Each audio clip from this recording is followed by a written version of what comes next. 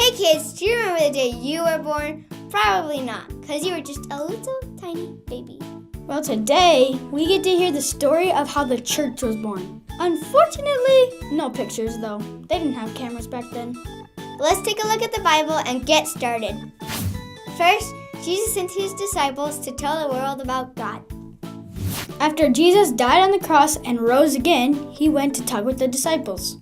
He told them something very important, that they needed to go tell the world about him. He wanted everyone to hear about him, so they could put their faith in him and spend eternity with him.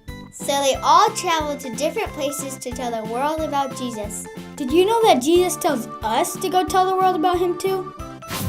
Then, Peter's first sermon surprised everyone. Do you know Peter the disciple? Well, everyone back then knew he was just a regular old fisherman.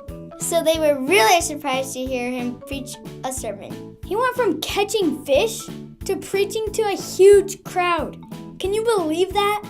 It was very surprising to see Jesus use a regular guy to do great things.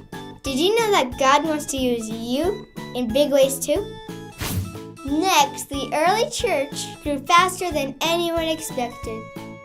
On the day that Peter gave his first sermon, 3,000 people became Christians. That's a lot of people. That was probably a super exciting place to be. Merry verse. All the believers were united in heart and mind. All the believers there became really close to God and really close to each other. Did you know that God wants us to grow closer to him and our Christian friends? Everyone who believes in Jesus is part of his church. We put a big capital C in church because we aren't just talking about your church. We're talking about God's church, which is every Christian in the whole wide world. Even though when none of us were alive when it was born 2,000 years ago, we can still be a part of it today. It all started because a few people went out and told people about Jesus.